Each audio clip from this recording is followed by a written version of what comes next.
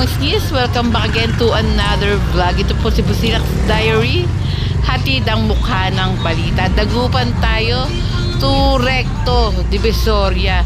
And ito po yung sitwasyon ngayong gabi po dito. And ayan po traffic as usual. Sana yung mga jeep, lalo na yung paddle pan, sana hindi nagka-cutting trip. Ang hirap din sa mga commuters kung nagka-cutting trip. Ayan yung ayaw na ayaw ni Mayor Isko Moreno, yung mga nagka-cutting trip na mga sasakyan. Kaya noong mga panahon ni Yorme, pinaluwag niya etong Divisoria Recto. Eto, tignan natin mga kabungis-ngis, kapag upo ng ating butihing Yorme na si Mayor Isko Moreno, kung ano pong gagawin sa lugar na ito. Dahil as you can see, kabilaan po yung mga sasakyan nga rin po na nakapark, then mga nag-aantay din po ng mga sasakay sa kanilang mga sidecar. Ayan, pa-recto tayo mga kabungis-ngis. At kahapon tayo dito, nag-vlog na nga rin po tayo dito. Dito naman sa may Dragon 8, dati ang linis-linis yan, walang mga vendor, walang mga tok-tok, kulig-kulig. Ano pa ba yung mga sasakyan tawag dito? Mga e-trike, e-bike. Yan po, wala yan. Walang mga nag-aantay. Pero tignan nyo naman po ngayon. No offense po sa ating mga vendor. Pero dati po, mga panahon ni Yorme, at inaalagaan po niyang ating kapulisan na si PCMS Gerardo Tubera. Ito po, talagang binabantayan. Bantay, sarado po itong lugar na to. Bawal mag-ano dito. Kahit park, bawal po dahil gusto talaga malinis po itong pwesto na to. Pero ito po yung nakikita natin. Kayo na lang po ang mag-comment sa inyong mga opinion.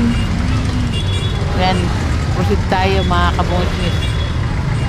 Sorry po sa ating mga vendors tsaka sa mga naghahanap buhay po nating mga driver, pero bakit kaya pinayagan po sila dito na pumuwesto? Kasi talagang nagkukos din po ng traffic. Kahapon nga video tayo, parang nakita ko yung panahon ni dating Mayor Erap Estrada na sobrang dami na hindi ka makadaan at hindi mahulog at taktak sa dami nga po ng mga vendor. Noong panahon po yun ni Erap, pero in fairness naman po, ngayong kay Mayora Hanel Lacuna, may mga sasakyan pa rin po mga dumadaan kasi ng panahon ni Erap, wala po kahit sasakyan na makadaan po dito. Yun nga lang, talagang traffic nga rin po. And pag alam ko, pag ganitong oras, pinapayagan, magbaba po yung mga truck ng kanilang mga gulay at kanilang mga paninda tuwing mga 5 lang yata. Then mga 6, alis na nga rin po sila kasi isa rin po yung nagkukos ng traffic. Eto, may mga vendor nga rin po dito sa mga gilid sa may Dragon 8. And tignan natin kung ano pong gagawin din po dito sa lugar na ito kapag naupo na po si Mayor Isko.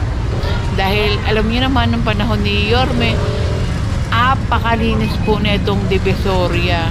Talagang magagamit po rin po yung bangketa at saka yung kalsada. Ito si Sir na nagtitinda po dito sa kalsada kasi pinagbabawal nga rin po yan eh.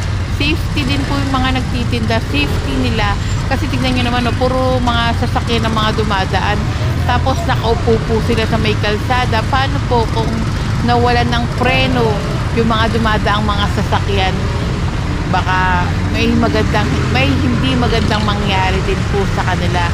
Kaya sana rin po sa ating mga mahal na vendor, yung safety nyo rin po yung isipin nyo rin po, hindi yung dahil sa kinliring kayo, dahil din po nilalagay kayo ng pamahalaan ni Mayor Isko Moreno sa maayos din po na pwesto. Kasi po hindi naman pwedeng magtinda po talaga rin dyan sa kalsada kasi puro mga sasakyan nga rin po yung mga dumadaan.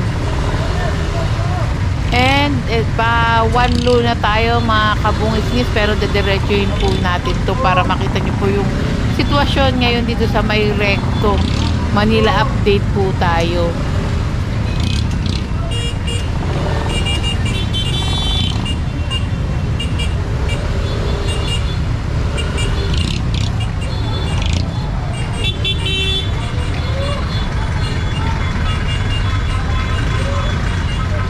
kanya-kanyang busina na nga rin po nito mga sasakyan. Parang nakakagawa na sila ng ano music sa aking tenga.